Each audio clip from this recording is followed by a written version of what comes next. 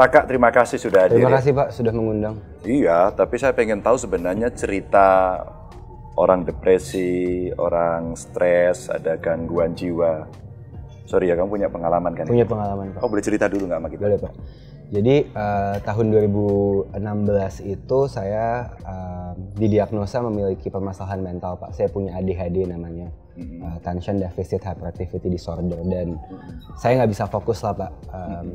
Kalau mungkin dulu ya ngelihatnya anak kecil yang hiperaktif, anak kecil yang nggak bisa diam, mungkin lebih sering kali dikenal seperti itu gitu. Nah, akan tetapi juga berdampak di kehidupan dewasa. Saya tuh duduk di kelas, saya tidak pernah bisa diam dan lain-lain. Nah, itu waktu kamu kecil? Waktu saya kecil Pak, gitu. Jadi memang udah ada terlihat SD saya anak bandel gitu, jadi nggak bisa diam dan lain-lain. Kemudian di 2016 ketika saya didiagnosa, saya malu Pak.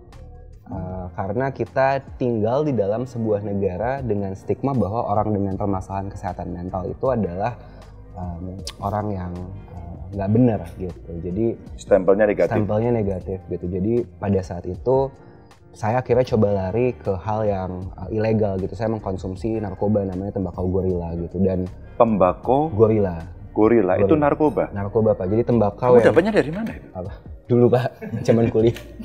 Oh kuliah. Zaman kuliah. Gitu. Kuliah saat itu sudah merasa baikan atau masih ada gangguan gitu? Penolakan sih Pak. Kayak saya tuh normal, saya tuh manusia biasa yang nggak sakit gitu. Nah, part dari penolakan itu saya mencari pelarian dan akhirnya jatuh ke narkoba dan saya hampir overdosis Pak.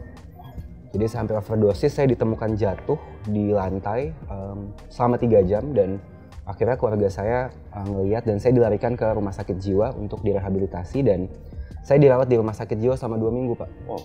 Gitu. Jadi ketika di rumah sakit jiwa pun saya berhalusinasi Pak. Jadi setiap malam saya selalu bangun, saya lari gitu kayak dari pengalaman itu saya ngerasa saya ini aneh banget gitu, kayak nggak pernah kayak ada orang seumuran saya masuk rumah sakit jiwa. Dan ketika saya halusinasi, karena setiap malam saya selalu bangun lari, saya bilang saya mau ketemu teman-teman saya ada di atas, padahal rumah sakitnya di lantai 1 gitu. Dan karena saya selalu seperti itu, akhirnya satu pagi saya terbangun dengan kondisi 2 tangan dan 2 kaki terikat Pak di tempat tidur gitu. Pada saat sadar sudah terikat gitu? Betul Pak, jadi bangun tuh ya saya meronta-ronta, saya teriak suster dan nggak ada yang bukain.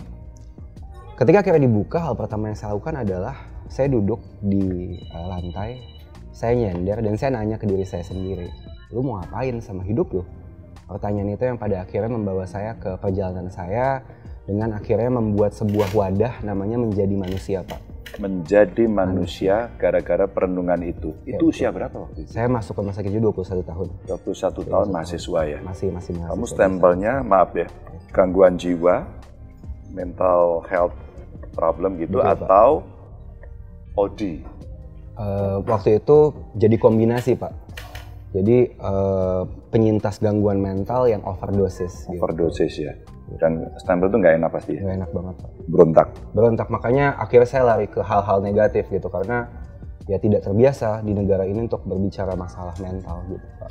Tidak terbiasa di negara ini orang bicara itu? Betul Pak. Stop dulu. Rafa, psikolog, masih muda. Kalau melihat persoalan ini memang kita nggak biasa ya ngomongin mental health gitu, dan kemudian ini kayaknya cerita negatif yang harus diasingkan. Kalau keilmuan atau pengalaman Safa sendiri, seperti apa sih nangani yang begini? Sebetulnya kalau ADHD itu bisa dengan terapi bicara dengan psikolog gitu, tapi at the same time juga mungkin ada ADHD yang mungkin simptomnya udah lumayan parah, jadi harus menggunakan obat, yaitu dari psikiater. Jadi perbedaan psikolog dan psikiater adalah psikolog tidak memakai obat dan psikiater pakai obat karena lulusan dokter gitu ya. Dan ADHD ini memang suatu hal yang mungkin dulunya dianggap sebagai oh ya udah berarti hyper aja nih, anak ini dari kecil hyper, terlalu aktif dan lain-lain, tapi ternyata saat lumayan besar, udah masuk SMA, udah masuk kuliah, itu nggak bisa fokus, nggak bisa belajar, nggak bisa diem, nggak bisa tidur. Itu banyak sekali yang ternyata mengganggu kehidupan sehari-hari. Dan kalau sudah mengganggu kehidupan sehari-hari, itu namanya disorder. That's why ADHD itu Attention Deficit Hyperactivity Disorder, kayak gitu. Itu dari ilmu kamu gitu ya? Penyebabnya apa sih? Sebetulnya ada genetik.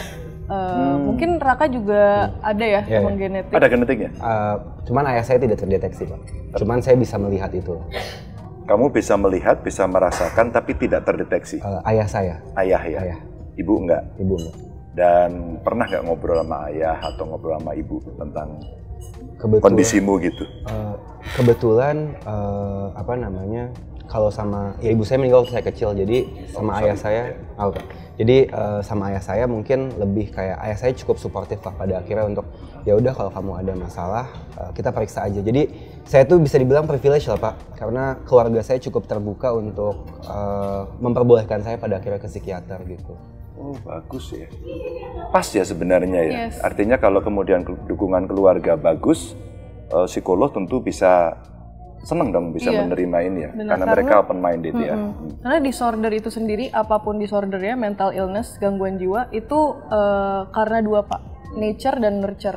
Jadi nature itu adalah bawaan genetik secara biologis gitu ya, dan nurture-nya itu gimana dia dibesarkan, gimana dia diperlakukan saat dia kecil, dan gimana hal-hal yang dia lakukan itu apakah dilarang atau tidak, atau mungkin terlalu diproteksi atau apa, itu semua ngaruh ke psikologi dia saat udah besar. Karena pengaruh eksternal. Yes. Apa biasanya yang mempengaruhi anak-anak atau orang dewasa juga kan bisa ya?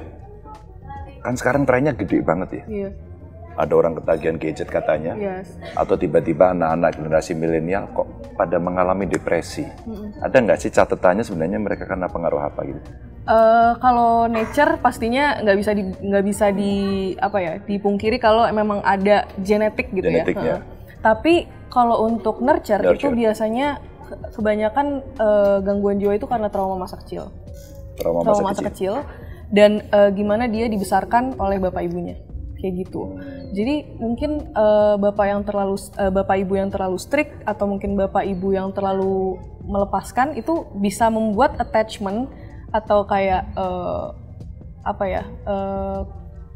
attachment hubungan dengan bapak ibunya itu jadi tidak bagus gitu, dan saat besar nanti bisa berubah jadi disorder.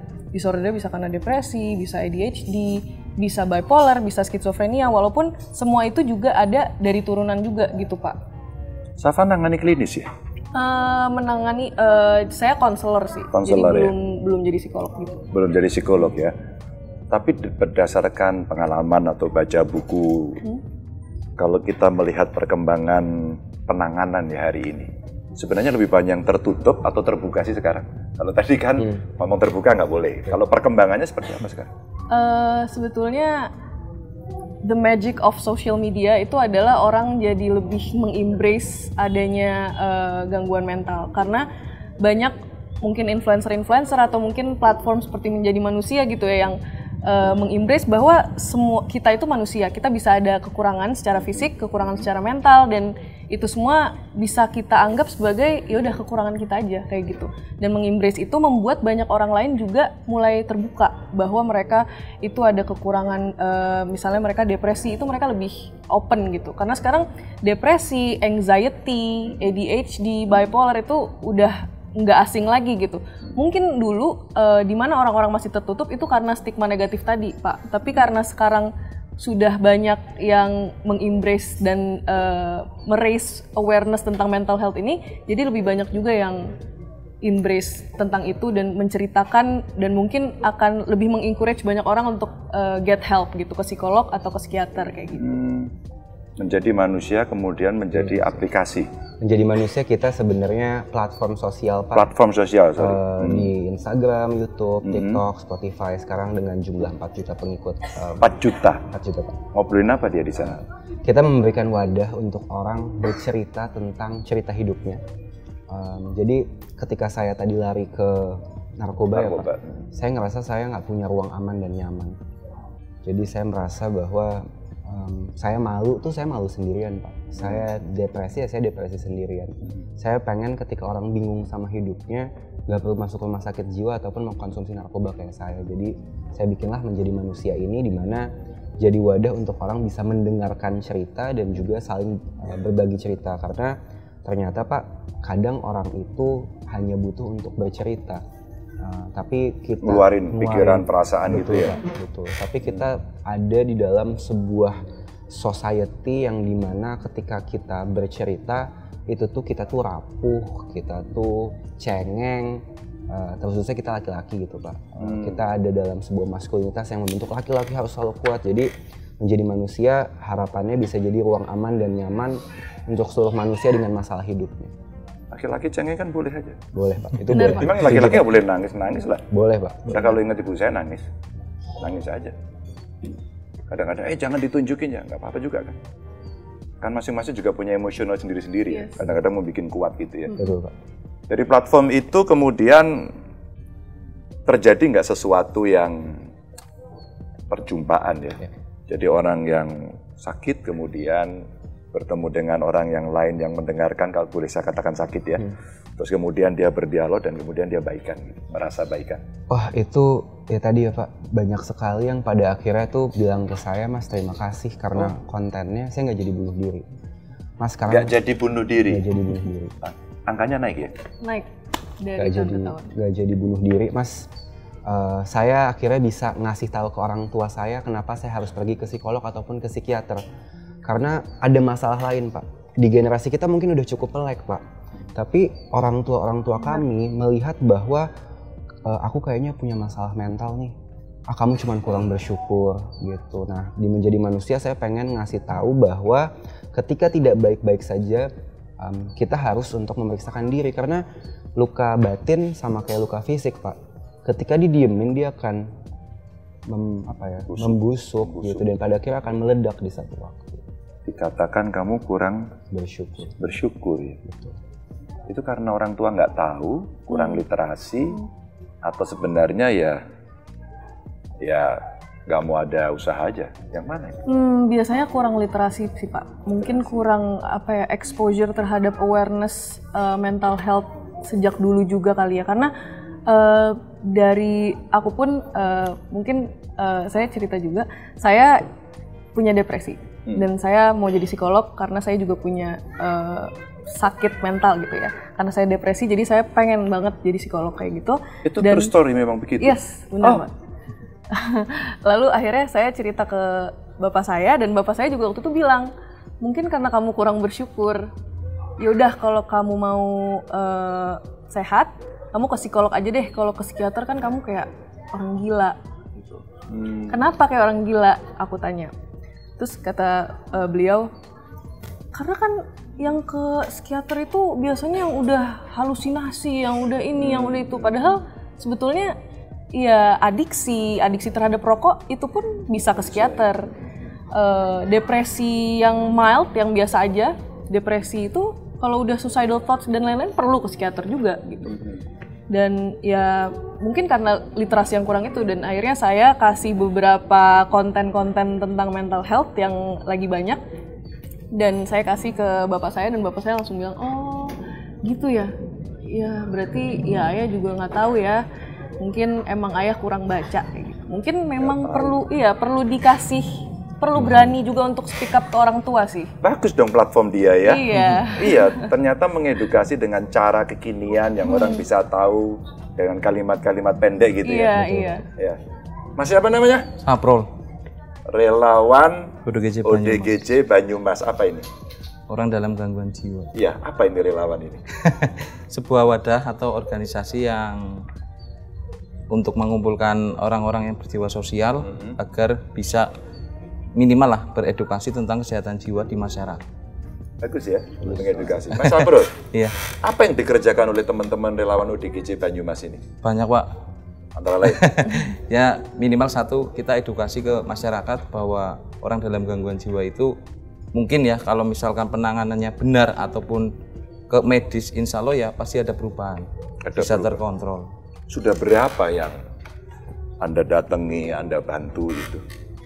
Sekitar 500 lebih. 500 lebih? Iya, karena hampir setiap hari kita mendapatkan laporan juga dengan adanya orang dalam gangguan jiwa yang mungkin putus obat. Nah itu menjadi kumat. Relapse ya, relapse. Oke. Lapornya kemana biasanya? Ke nomor saya Pak. Ke nomor. Jadi nomornya disebar? Ya enggak sih, banyak tahu antara dari polsek, dari puskesmas, ke instansi-instansi. Tahunya dari mana? Ya awal mula kita nggak tahu juga Pak. Pertama kita nanganin, mungkin langsung tersebar nomor seperti itu. Langsung tersebar? Iya. Tapi nomor nggak diposting di website atau mungkin di medsos gitu? Nggak pernah. Nggak pernah. Ada medsosnya nggak? Ada sih. Apa namanya? Relawan ODGJ Banyumas. Instagram? Ada sama. Facebook? Sama. Sama. Twitter? Twitter sama. TikTok? TikTok belum punya. Enggak ya? Iya, enggak. Oh. Terus kemudian tadi dengar ya ceritanya. Iya, ya? betul. Mendengar ceritanya. Ada nggak yang ditemukan ya seperti tadi diceritakan umpama Raka bercerita sebenarnya ada apa ya saya? Pernah nggak mendapatkan yang seperti itu atau menemukan, maaf ya, kadang-kadang sudah menemukan yang di pinggir jalan, tidak berbaju, mohon maaf, terus kemudian makan apa yang ada di situ? Pasti kita temukan semua, Pak. Ditemukan semua? Iya. Itu kan ada dua macam ya. Yang satu antara rumahan atau yang domisili memiliki keluarga, dan satu ya kita menangani juga yang gelandangan di jalan-jalan. Ada yang rumahan, ada yang gelandangan. Betul. Bedanya apa itu? Bedanya yang gelandangan kan kita nggak tahu asal usulnya orang itu asli mana. Yang kita mendapatkan laporan mungkin meresahkan di jalan-jalan seperti itu. Terus yang rumahan? Yang rumahan ya sama, Pak. Ya paling permasalahan ya itu. Yang terutama putus obat, dan yang kedua kebanyakan yang untuk saat-saat ini dampak dari apa ya, ebek apa ya, Pak? Kesenian tradisional itu loh. Kesenian tradisional ebek? Betul. Apa pengaruhnya? Ya mungkin salah baca rapalan apa ya, karena kebanyakan kan pada beli indangnya indang online itu loh, Pak. Oh, indang online itu apa? Tahu Ya. indang nggak? Nggak tahu nggak? Nah, kamu jelaskan dulu. Kita juga nggak tahu ini. Indang itu apa? Semacam apa ya, katakanlah kodam apa ya, Pak? Setan seperti itulah. Oh, Nah itu, Pak. kodam. Jadi Itu bisa beli online? ada. Oh, Ya tapi kita kan nggak tahu kebenarannya ya, cuman banyak. dibaca gitu nanti? Iya, kan kita beli ke misalkan semacam dukun misalkan, dan nanti dikasih rapalan seperti itu. Nanti kita rapalkan tanpa melalui puasa ataupun apa. Oh, pernah beli? Enggak sih. Pernah tahu? Enggak juga. Enggak juga Saya ya? karena keturunan Jawa jadi ngerti dikit. Iya. Tapi kalau di psikologi itu dibilangnya parapsikologi, tidak bisa dijelaskan Nah. dengan ilmu gitu. Tahu-tahu kayak kesurupan, Iya. model-model gitu ya. Iya. Nah itu nantinya akan berdampak, misalkan nggak kuat ya pasti akan kena mental. Masa Bro, diambil, ya, dibawa kemana mereka? Pastinya ke rumah sakit untuk mendapatkan penanganan medis dulu. Itu rumah sakitnya siapa? Pemerintah, Pak. Oh, pemerintah. Rumah sakitnya mau terima? Insya Allah mau terima. Pernah nggak ditolak? Ya kalau ditolak sih belum pernah. Mungkin ya kalau mendapatkan banyak alasan udah sering. Apa itu contohnya? Ya, loh Mas, sering banget sih bawa ke sini gitu kan. Jawabannya apa? Ya orang sakit ya pastinya dibawa rumah sakit. Kenapa rumah sakit seperti berat untuk menerima kan seperti itu. Ini rumah sakit umum atau rumah sakit jiwa? Rumah sakit daerah tapi poli. Rumah sakit daerah poli. Poli. Poli jiwa. Poli jiwa. Ada ya? Ada. Bagus ya. Seperti itu. Ya. Sekarang masih terus berjalan. Kita juga sama MOU ke rumah sakit Klaten juga. MOU. Iya. Jadi kita misalkan ada dari pihak keluarga yang mau berobat ke rumah sakit Klaten, ya kita coba antarkan ke sana. Kalian kan di Banyumas. Iya. Kenapa dengan Klaten? Ya karena di sana rumah sakitnya kan rumah sakit jiwa, Pak, Oh. bukan poli. Oh iya. Iya, karena Rumah sakit apa itu? Sujarwati Punya siapa itu? punya pemerintah juga, Pak. Maksud saya mau tanya itu punya Pemprov, punya Pemprov Jateng ya. Betul, Pak. Dan betul, karena kami punya pengalaman ya waktu itu di Banyumas juga. Sembuh itu. Diambil, maaf ya. Waktu itu dia di Kerangkeng. Saya datang ke sana karena ada laporan melalui medsos saya. Terus kemudian saya datang, kita ambil, kita bawa ke sana. Biasa, dibersihkan semuanya. Sembuh. Udah Itu bekerja luar malah biasa. sekarang, Pak. Oh, tahu ya? Tahu. Ya. Dan sekarang sudah bekerja, sudah Alhamdulillah, ya. baik. Artinya ada harapan-harapan untuk sembuh. Iya, Teman-teman kok mau melakukan itu kenapa sebenarnya? Panggilan hati jadi susah untuk dijelaskan, Pak. Kita mendapatkan laporan otomatis kita share di grup, anak-anak pada ngumpul. Keren banget. Dan terbentuknya kelompok ini apakah karena pernah ada yang punya pengalaman apa gangguan jiwa atau barangkali pernah dilaporin atau barangkali pernah disuruh atau pernah menjadi pekerja sosial kok mau begitu dari Ya. relawan ini?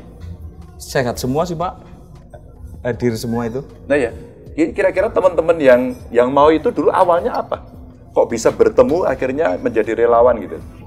Ya kita semua bertemunya secara tak sengaja, Pak. Ada kita dari komunitas reptil, pencinta hewan itu juga mungkin penasaran apa ya, kita ajak satu kali untuk memandikan orang dalam gangguan jiwa yang di jalan, ternyata malah ketagihan. Oh, bisa Keren gitu ya? banget ya. Iya. Ini menolong orang tapi ketagihan. Nah, itu, Pak. Bagus banget ya. Oh, seneng juga kita mendengarnya. Ada orang jiwa sosial tinggi gitu ya. Betul, Pak. Tapi pernah nggak, Mas Saprul, mendapatkan konseling yang maaf ya tidak di jalanan, kayak Raka waktu itu, bahwa Raka punya problem, terus kemudian dia minta konsultasi. Sering, Pak. Sering ya? Sering. Itu diarahkan kemana?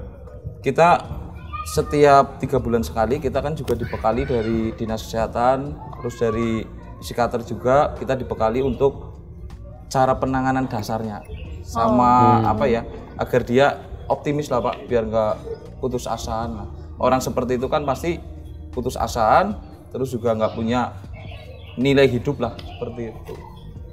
PFA ya, Psychological First Aid ya. Betul. Keren. Hebat ya? keren. Berarti sudah Belum, masuk Pak. ke sana ya? Ini hebat loh, kamu dapat pujian loh. Hebat ya? Keren, Pak. Terima Saya kasih. aja nggak tahu itu. Jadi tahu sekarang gitu kan. Karena ketika kita berbicara kota besar dan juga kota yang kebetulan saya dari Jakarta gitu Pak. Di Jakarta itu literasi informasi terkait kesehatan mental sangat-sangat masif. Akan tetapi ketika kita berbicara di luar Jakarta itu ketimpangannya jauh Pak. Makanya tadi mungkin Bapak temui ada orang yang di Kerangkeng, ada orang yang di Pasung gitu. Karena secara edukasi dan juga informasi belum begitu tersampaikan sih Pak. Iya benar. Mas Raka, kalau dikategorisasi kemudian yang ngobrol di platform itu, Iya Pak.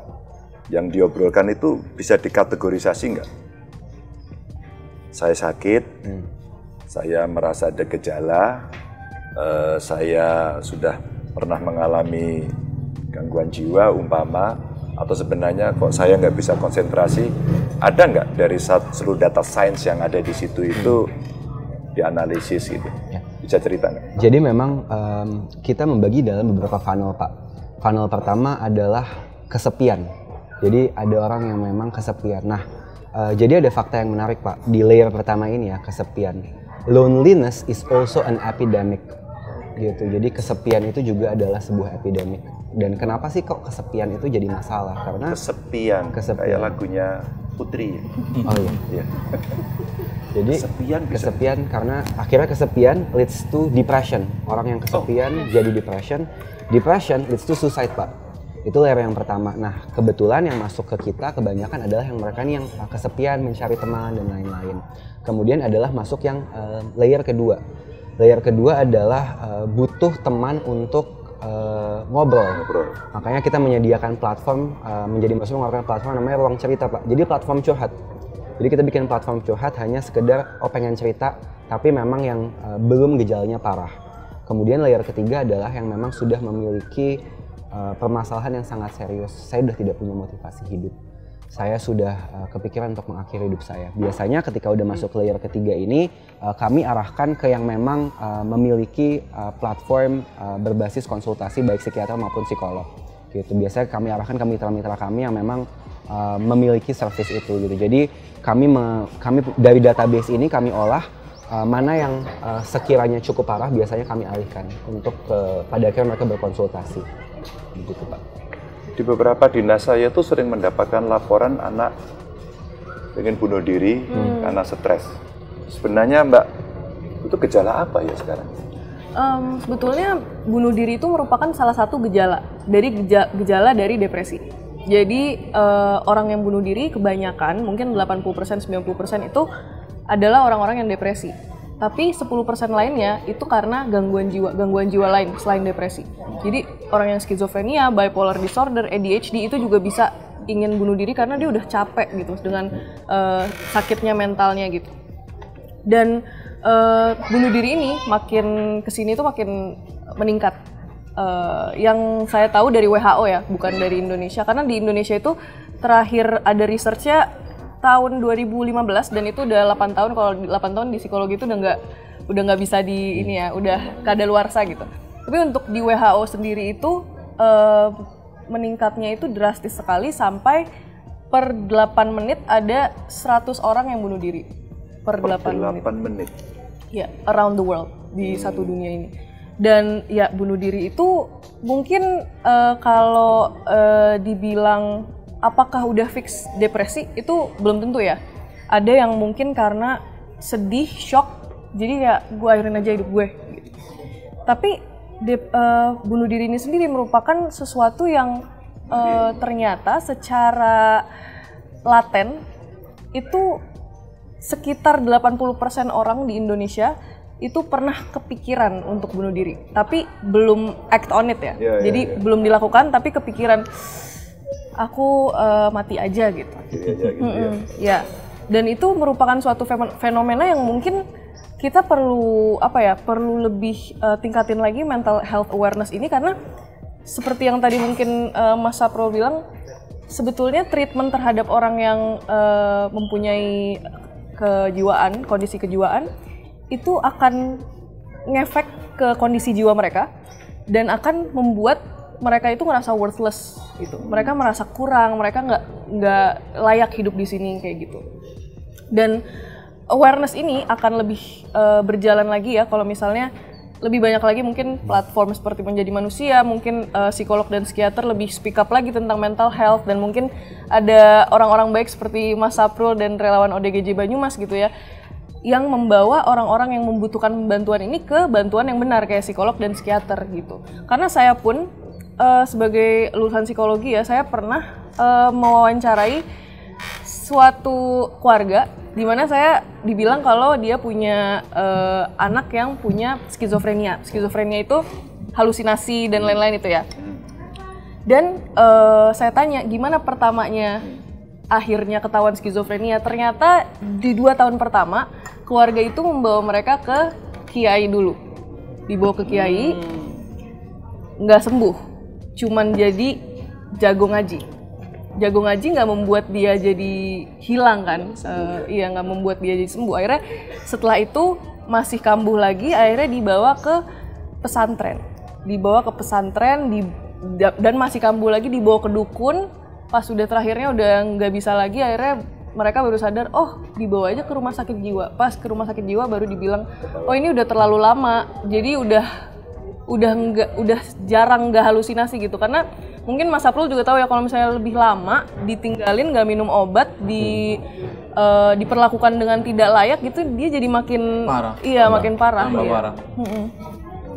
Dan consciousness-nya, kesadarannya juga makin menurun gitu. Jadi diajak ngomong udah nggak jawab dengan benar, mungkin kalau ngomong jadi udah ngalur ngidul kayak gitu. Jadi sebetulnya awareness ini dibutuhkan nggak cuma di kota-kota besar aja. Betul, sih. Pak. Dari yang grassroots itu juga harus mengerti kalau mental health ini sesuatu yang sangat penting kayak gitu. Pak, saya penasaran dari Pak.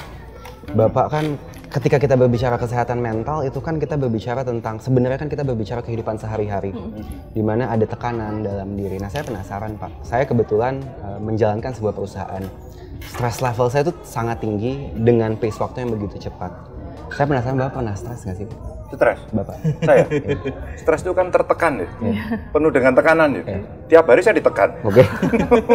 Biasanya Bapak ngapain Pak? Kalau misalnya, bagaimana seorang Bapak mengelola kesehatan mentalnya gitu Pak? Karena saya sepertinya nggak sanggup gitu Pak, jadi Bapak dengan begitu banyak tekanan yang ada gitu. Nggak bisa. Yang pertama, kita mesti sadar ya. Tadi kan ceritanya bagus. Merenung, sadar. Kok saya jadi gini sih sebagai manusia gitu ya? Saya sekolah sampai ya. Sekolah ngambil ilmu psikologi. Kalau saya sudah dalam tekanan seperti itu, biasanya kerasa. Lelah, capek, ya stres kan tahu ya. Biasanya ada ciri-cirinya, perutnya mual gitu-gitu kan. Iya. Ada ciri-ciri perutnya mual, nggak bisa tidur dan sebagainya. Ya seperti anak sekarang sebenarnya healing gitu ya. Iya kan, healing. Tapi karena saya ini sering menghadapi sesuatu, maka saya hadapi. Menghadapi itu clearance. Clearance, bener nggak apa sih yang kamu omongin? Sama orang menekan saya begitu, cadel pun, cepet-cepet. Jadi kadang-kadang benturan juga keras. Tapi saya jadi tahu lega. Lega, oh maksudmu gitu. Kalau gitu saya jelasin deh gitu. Tapi yang lain ya tentu olahraga. baca buku, nonton film, ketemu keluarga, bareng-bareng, bercanda gitu ya. Maka saya itu agak komika juga gitu kan. Dan itu bisa membuat kita jauh lebih asik. Dan ngobrol. Iya, karena terapi bicara itu ya Pak, jadi kayak keluar gitu. Tapi saya nggak tahu ilmunya sebenarnya. Tapi natural, ya kita bisa ngobrol. Nature-nya ngobrol, ketemu dengan orang, itu sebenarnya menurut saya sih bisa ya. Ya, self-care sih. Pak Ganjar sepertinya suka self-care ya, baca buku, pergi, jalan-jalan, itu healingnya Bapak ya? Healing. Olahraga tiap hari gitu kan, seneng. Olahraga ketemu, hai. Dan sama kan sebenarnya ketika kita seperti ini dan di platform itu pasti ada yang sharing kan. Kalau kita naik dikit obrolan kita, permasalahan sudah, pengalaman sudah, saya juga berbagi pengalaman gitu ya. Ada nggak yang kemudian setelah itu Raka tahu gitu ya, gimana mencegah, gimana ada literasi tentang mental health. Jadi saya memulai menjadi manusia itu di tahun 2018 Pak. Selama 5 tahun memang apa yang saya upayakan masih dalam fase awareness, memberikan pemahaman dulu. Karena ya tadi 2016 saya malu Pak, punya masalah itu. Malu Pak. Saya malu saya sakit mental gitu. Jadi pemahamannya dulu saya berikan. Kemudian yang kedua adalah secara literasi adalah sekarang kita udah tidak lagi berbicara masalah awareness-nya ya, tapi bagaimana orang memiliki kesadaran ketika tidak baik-baik saja apa yang harus saya lakukan. Gitu ya, makanya tadi sekarang banyak sekali metode-metode pada akhirnya ketika sedang tidak baik-baik saja, ada psikolog, ada psikiater, ada meditasi, bahkan ada namanya hipnoterapi juga Pak gitu. Jadi itu yang berbagai macam cara untuk pada akhirnya memulihkan luka batin. Kemudian juga yang ketiga adalah bagaimana ini menjadi sesuatu yang kita anggap penting bersama. Itu karena banyak orang merasa belum penting, kayaknya masih nanti deh. Padahal Pak, ketika terjadi permasalahan kesehatan mental, dan saya pun punya permasalahan itu gitu ya Pak, yang dimana sebagian besar terbentuk dari luka masa kecil.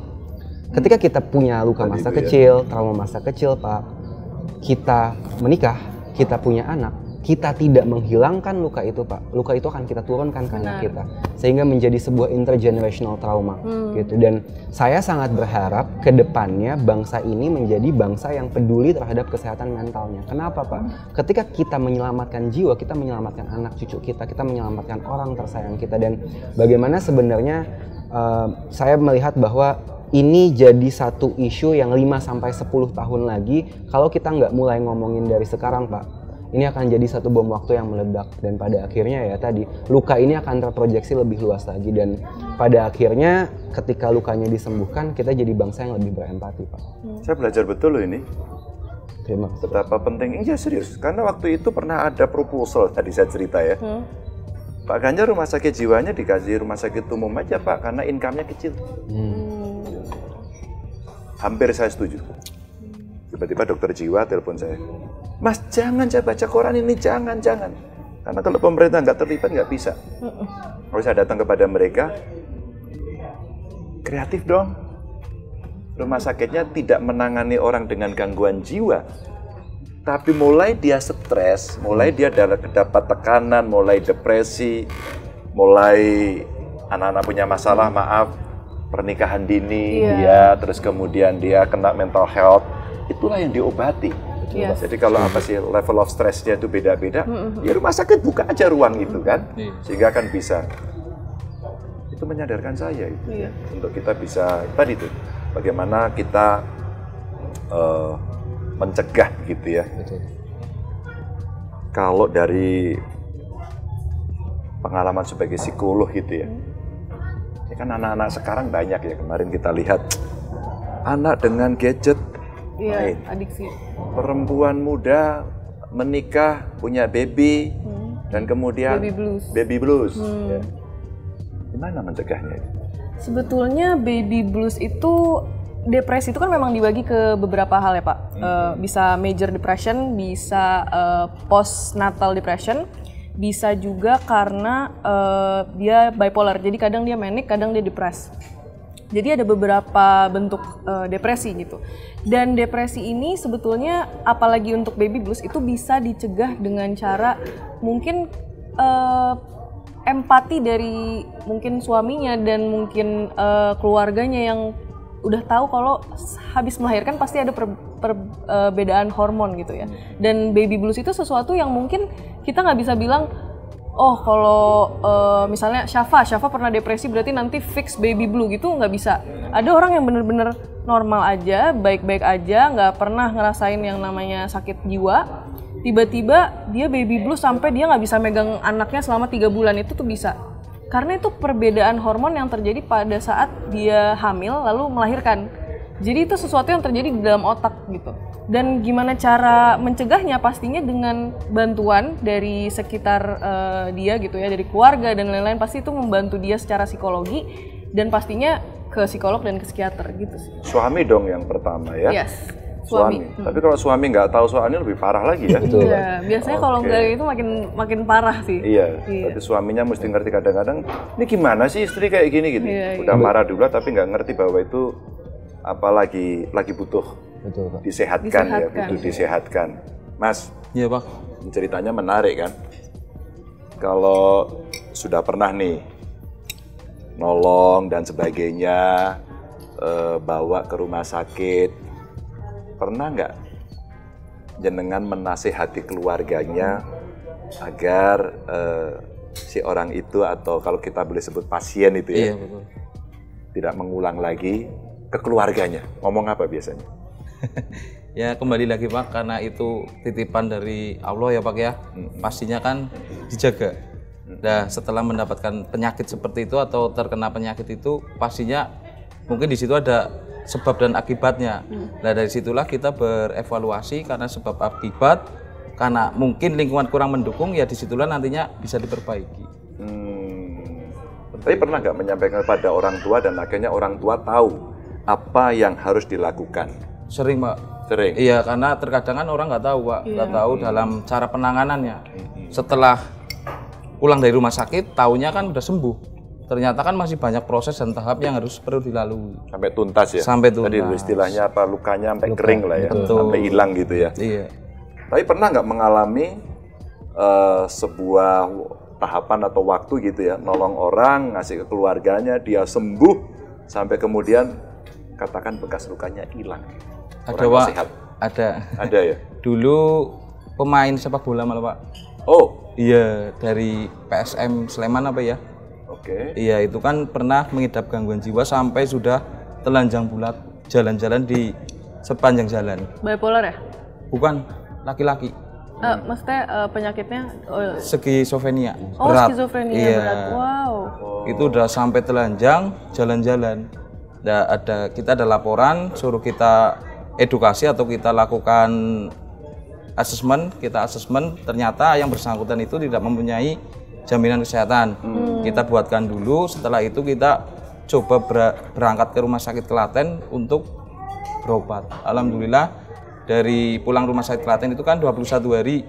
Setelah pulang sudah ada perkembangan, obat selalu rutin. Alhamdulillah sampai saat ini sudah kembali bermain sepak bola kembali. Sekarang ya? Sekarang. Oke. Saya pemerintah, Mas. Apa pesan Anda ke saya? Aduh, pesannya banyak Pak. Apa kira-kira yang kaitan dengan ini? Kan banyak tadi abai, nggak peduli gitu. Nah ya. itu Pak, yang kurang peduli mungkin kalau misalkan dari sisi pemerintah ya semoga aja khususnya di Kabupaten Banyumas, rumah singgah yang khususnya untuk pasca dari rumah sakit itu cepat diselesaikan. Rumah singgah. Iya Kan sudah betul ada. Pak. Kan baru pembangunan aula itu Pak, yang Dinsos? dari dana bantuan gubernur apa ya Pak? Iya, Itu kan iya. belum selesai. Iya. Ya semoga aja ya cepat diselesaikan dan mungkin relawan bisa diterjunkan untuk membantu lah minimal di situ. Dinsos Dinsos paling rumah singgahnya kapasitas 12 kamar. masih kurang ya? Ya masih kurang Pak. Di Banyumas sendiri kan sekitar 2000 lebih Pak. Seperti itu. Oke, makasih. Mbak Safa, kira-kira pesan Anda menghadapi situasi yang sekarang ada potensi meningkat tadi ya? Gimana sih agar kita aware, anak-anak muda, orang tua juga sih ya, mesti aware pada persoalan ini. Apa kira-kira? Sebetulnya awareness itu datangnya dari awareness itu sendiri. Jadi awareness dari mungkin bapak ibunya yang udah ngerti tentang mental health diajarin ke anak-anaknya. Karena apa? Kalau udah ngerti tentang mental health, psychological first aid itu semua orang bisa ngelakuin, gak cuman psikolog dan psikiater. Psychological first aid itu seperti apa? Seperti mendengarkan ketika ada yang punya keluh kesah, atau mungkin tiba-tiba dia ngerasa sedih atau apa, didengerin, active listening. Yang kedua, selalu berada di sebelah mereka kalau mereka mungkin lagi ada tendensi untuk depresi atau mungkin bunuh diri, kayak gitu. Dan pastinya membawa dia kalau udah butuh professional help, seperti psikolog dan psikiater. Tapi sebetulnya nggak semua orang dengan gangguan jiwa itu orang yang punya keluh kesah kayak sedih atau mungkin terlalu lincah pas masih kecil kayak gitu, semua langsung butuh psikolog dan psikiater. Enggak. Itu tuh ada andil dari keluarganya juga, ada andil tentang mental health awareness juga. Kalau misalnya kita bisa kasih psychological first aid dengan lebih baik, dengan lebih cepat, mungkin itu nggak akan berbentuk sebagai sesuatu yang lebih serius ke depannya. Karena kan seperti yang tadi Raka bilang juga, luka batin, luka mental itu akan jadi lebih parah, akan jadi bom waktu kalau misalnya didiemin aja gitu. Jadi mungkin kalau pas masih kecil, mungkin punya anak yang udah kelihatan misalnya suka bakar-bakar hal-hal yang gak jelas misalnya, atau suka nyakitin kucing, kayak gitu, itu udah red flag tuh, udah harus kayak wah dibawa nih ke psikolog, karena mungkin gedenya bisa jadi berubah sesuatu yang lebih menyeramkan daripada itu kayak gitu. Jadi itu sudah jadi indikator ya? Iya, itu indikator terbesar orang yang punya antisocial personality disorder atau psikopat. Yeah. Jadi pas masih kecil suka bakar-bakar apa, itu mungkin terlihatnya kayak oh anak kecilnya kreatif atau mungkin anak kecilnya mungkin gedenya pengen jadi dokter makanya suka black kucing gitu. Tapi sebetulnya itu suatu hal yang mengindikasikan kalau seorang anak itu punya luka batin tapi dia nggak bisa menyampaikannya dengan baik karena mereka secara verbal belum terlalu ini. Jadi mereka biasanya attachment issue ataupun isu dengan keluarga itu semua diutarakan ke ekspresi behavior mereka kayak gitu. Dan orang tua mesti tahu untuk menampung itu ya. Jadi artinya butuh edukasi juga pada orang tua, literasi lagi-lagi ya. Iya. Terakhir platform. Nah, ini saya tertarik sama platformnya ini. Apa tadi namanya? Menjadi manusia. Menjadi manusia. Kira-kira kalau platform itu bisa disampaikan kepada publik agar kemudian problem mental health ini betul-betul bisa ditangani, orang tidak takut. Ya. Kadang-kadang kan nggak enak, merasa dari malu, takut. Gitu. Kira-kira platform ini bisa memberikan ruang nyaman nggak? Kira-kira pesannya apa? Ya. Kesini aja dong gitu. Ntar kita tolong, kita ngobrol gitu. Ya. Saya rasa sebenarnya di sini justru saya melihat bahwa pemerintah jauh punya peran lebih besar dibandingkan kita, Pak. Kenapa? Karena dari sektor swasta berusaha untuk melakukan sebuah transformasi permasalahan kesehatan mental, kita nggak akan bisa, Pak. Ketika kita melihat ke luar negeri, Pak, rumah sakit jiwa itu selalu dilihat sebagai tempat yang ketika kita di Indonesia, rumah sakit jiwa itu selalu dilihat sebagai sesuatu yang menyeramkan.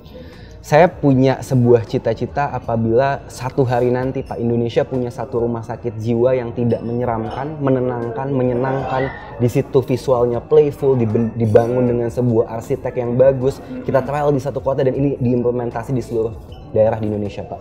Saya rasa itu bisa jadi satu jawaban dari kebingungan-kebingungan ini, bagaimana suatu tempat ini gitu ya, pada akhirnya ketika orang bingung dengan hidupnya, dia hadir ke sini, oke, ke psikolog, ke psikiater. Saya punya masalah, saya galau, oke, kita bikin community ini bareng-bareng. Dan ketika ini skalanya masif, Pak, saya percaya bahwa Indonesia bisa leading when it comes to mental health industry.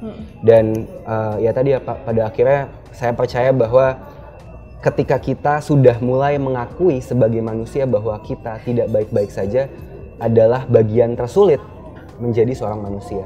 Kemudian juga di menjadi manusia saya pengen ngasih tahu bahwa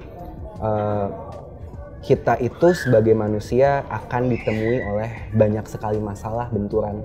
Tapi logonya menjadi manusia itu koma, Pak. Jadi saya pengen menyampaikan sebuah filosofi bahwa menjadi manusia itu adalah sebuah proses yang gak akan pernah berhenti. Saya mungkin pernah masuk rumah sakit jiwa, mungkin saya hari ini bisa berdialog dengan Bapak, tapi menjadi manusia adalah sebuah perjalanan yang tidak pernah berhenti. Kita gagal, kita jatuh, kita sakit, kita patah hati, kita bangkit. kita buat koma baru lagi. Kita gagal, kita jatuh, kita bangkit, kita buat koma sampai akhirnya kita mati dan menyentuh titik akhir.